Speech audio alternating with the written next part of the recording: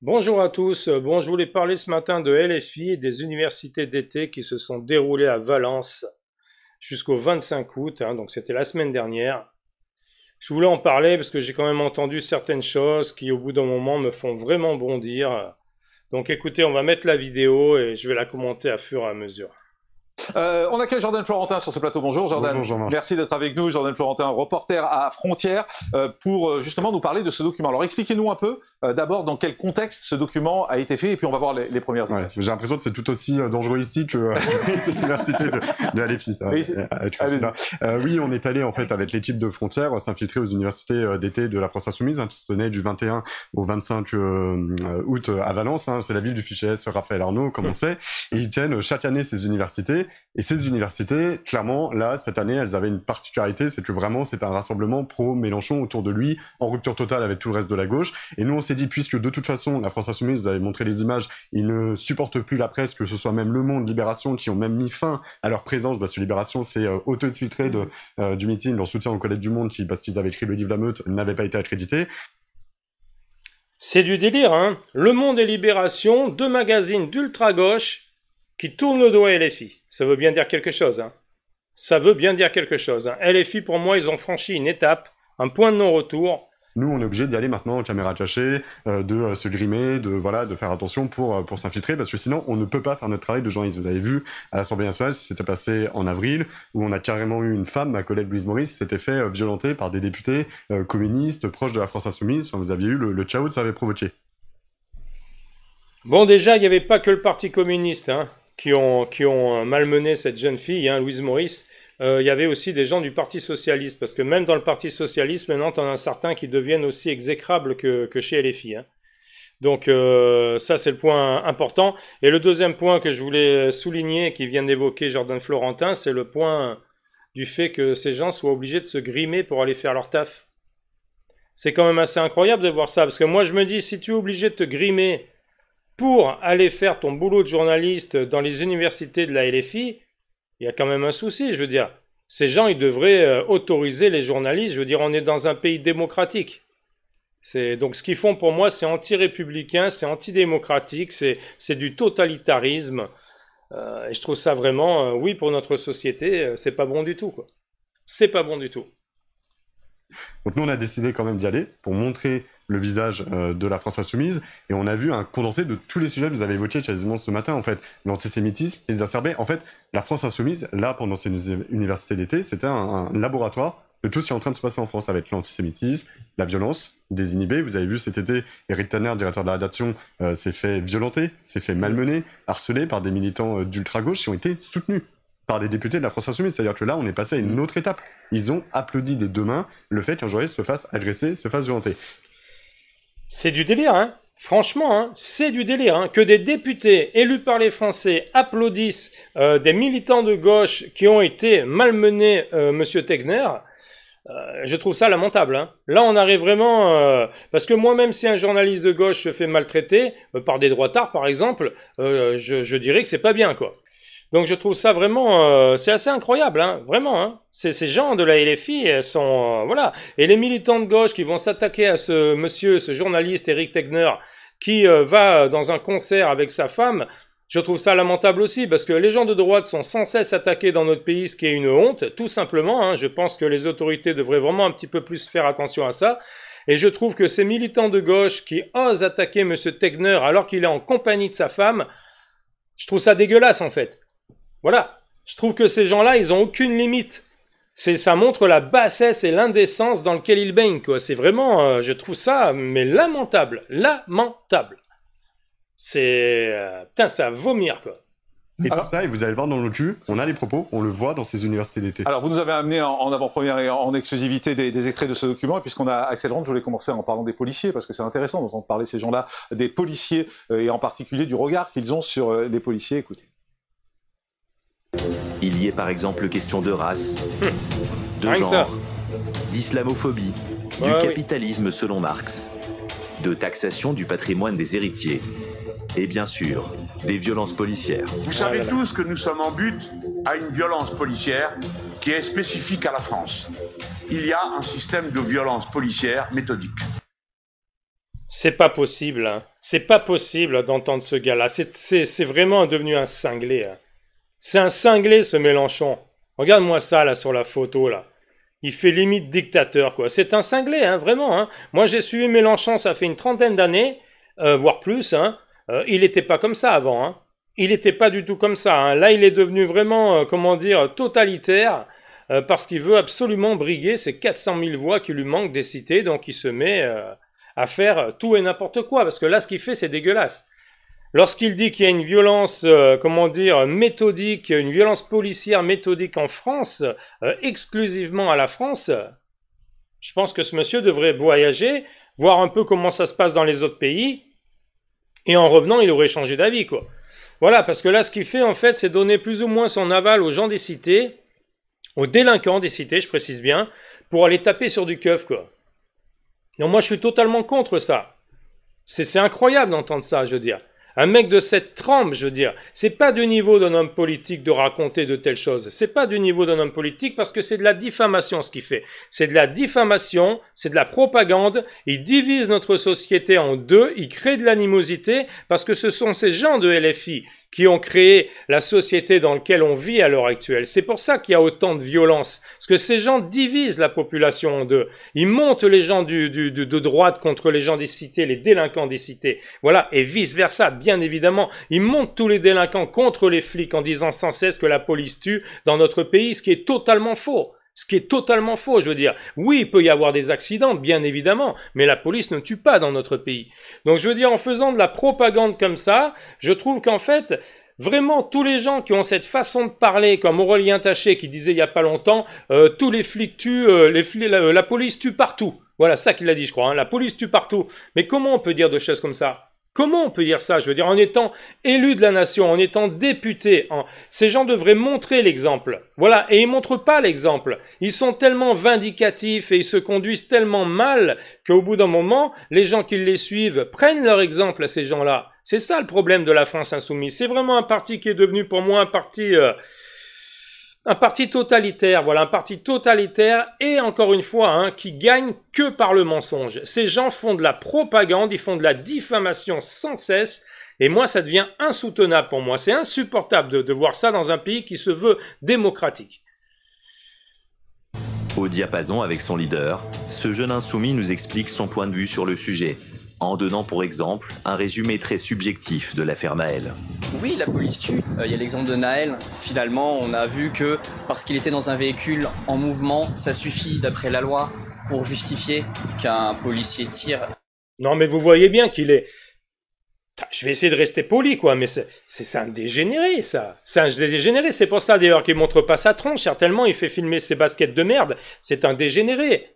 Je veux dire, pour dire ce qu'il dit, et tous les gens qui disent ça, je suis désolé, mais je fais passer un message. Tous les gens qui disent que la police tue, pour moi, ce sont des gens qui ont, voilà, ils ont un problème de réflexion. Oui, il y a des flics qui peuvent être même racistes, bien évidemment, mais comme dans tous les corps de métier. Il y a des professeurs racistes, je veux dire, il y a des, j'en sais rien, il y a des prêtres racistes, il y a des caissiers racistes, il y a des banquiers racistes, il y a des maires racistes. Il y en a partout, je veux dire, et des racistes, il y en a énormément chez LFI. Donc au bout d'un moment, ça devient inentendable. Ce mec qui dit oui, la police tue. Non mais ils sont pas finis ces gens, ils sont finis à la piste, c'est pas possible. Comment on peut dire ça? Encore une fois, comment on peut dire ça, bon sang? Moi ça m'insupporte, vraiment, hein. Ça m'insupporte d'entendre ça.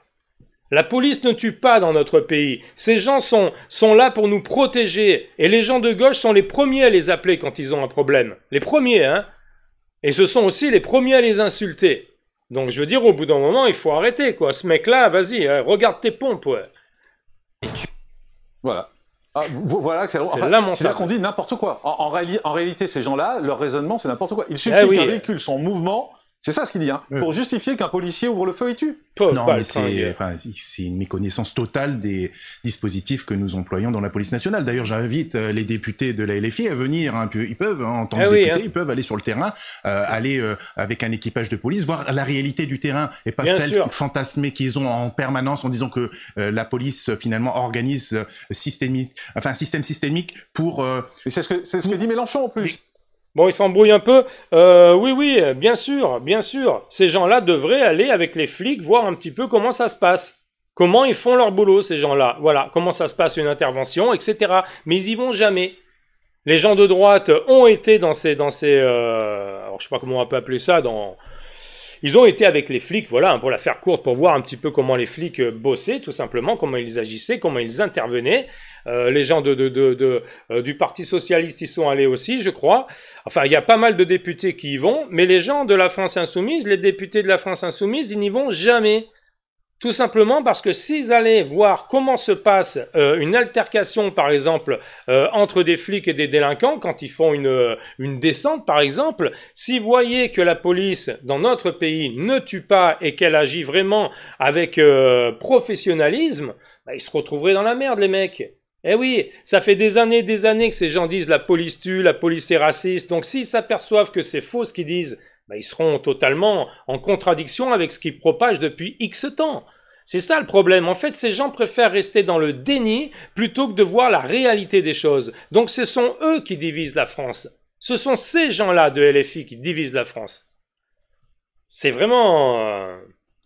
Complètement. Donc en fait, finalement, tous les gens qui sont dans ces universités, ils sont portés par ça. Mais bien sûr, ils sont endoctrinés, les mecs. Comme pour l'antisémitisme, c'est exactement la même chose. Ils sortent du bois, si vous voulez, tous ces antisémites, tous ces individus qui n'aiment pas la France, finalement, qui n'aiment pas la police.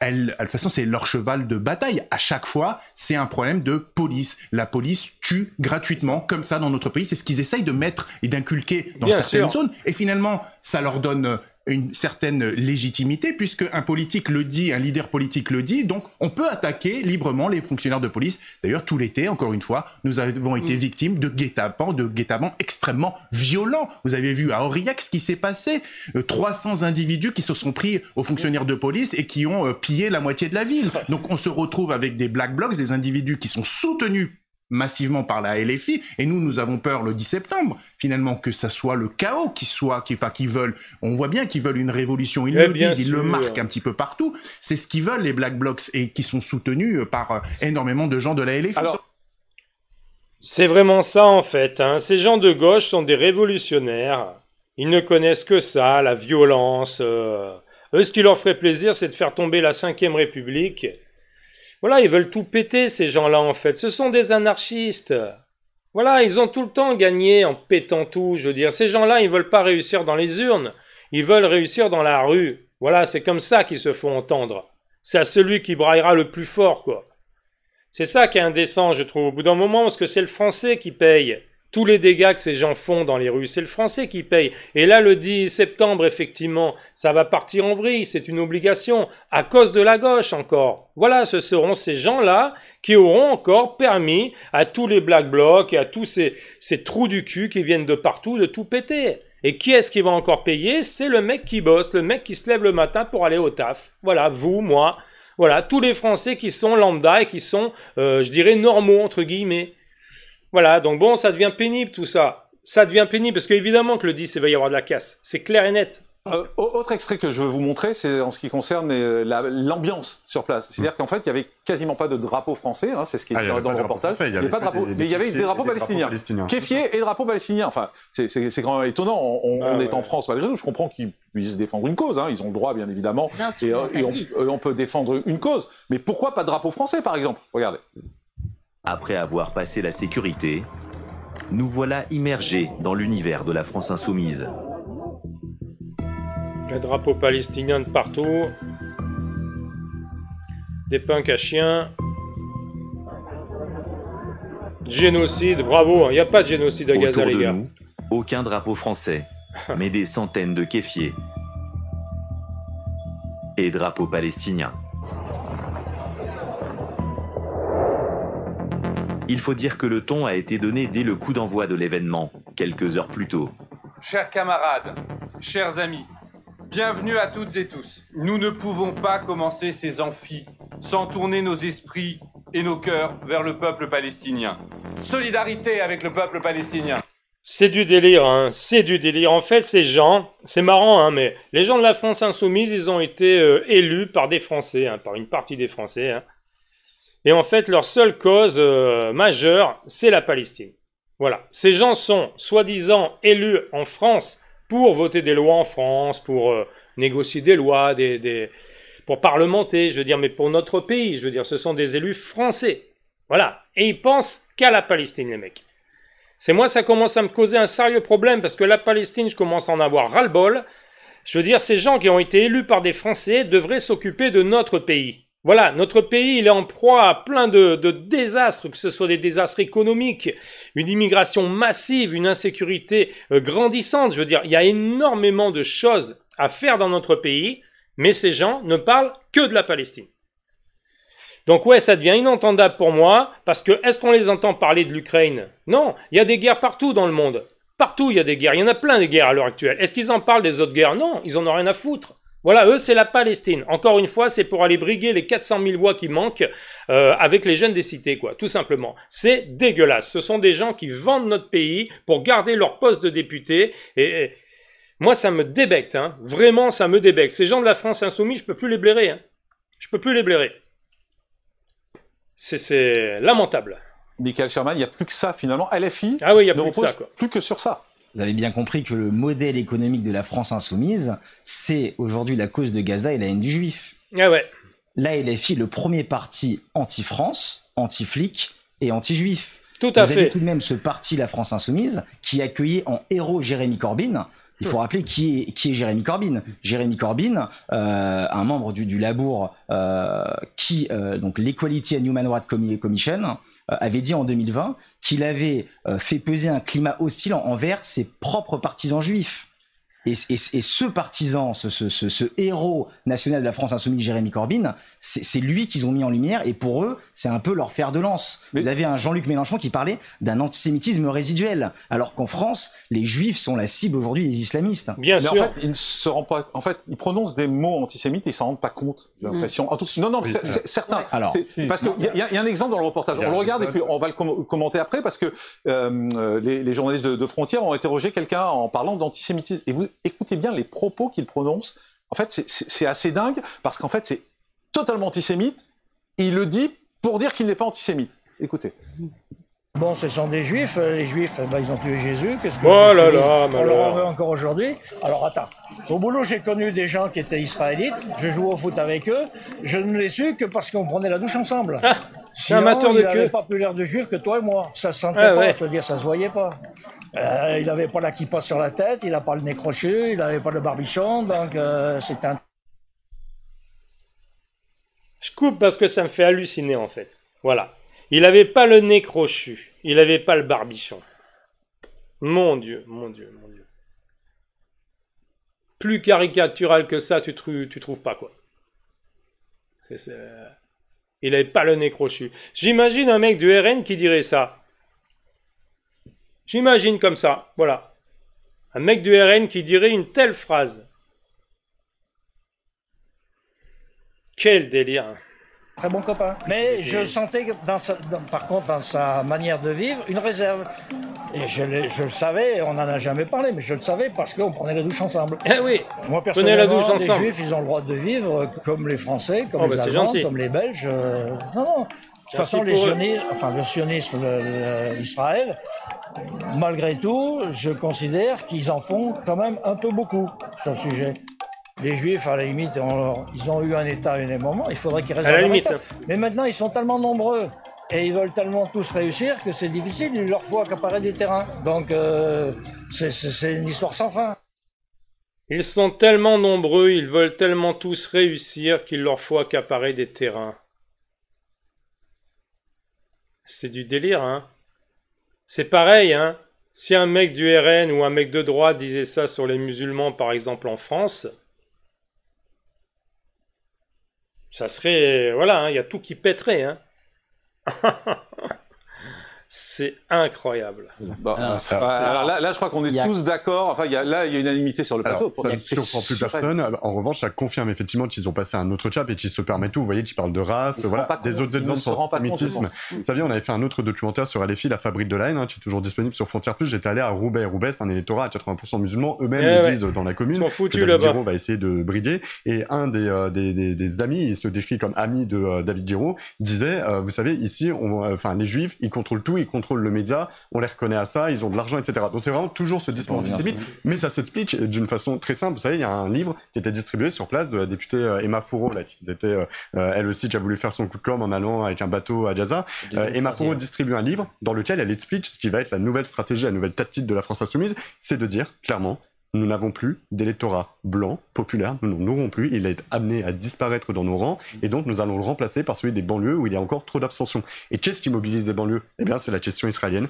c'est la question palestinienne, à tel point que lorsqu'un drone, ça on a pu le filmer aussi, un drone qui survole, une caméra de Jean-Luc Mélenchon le survole, certains s'inquiètent en disant, attention, c'est peut-être un drone de Tsahal. C'est-à-dire qu'ils sont omnibulés par la question israélienne. C'est du délire, hein. C'est du délire. Bon, écoutez, ça doit faire une bonne vingtaine de minutes. Je vais juste remettre un dernier passage que je voulais mettre. Alors, je vais faire passer... je crois que c'était là.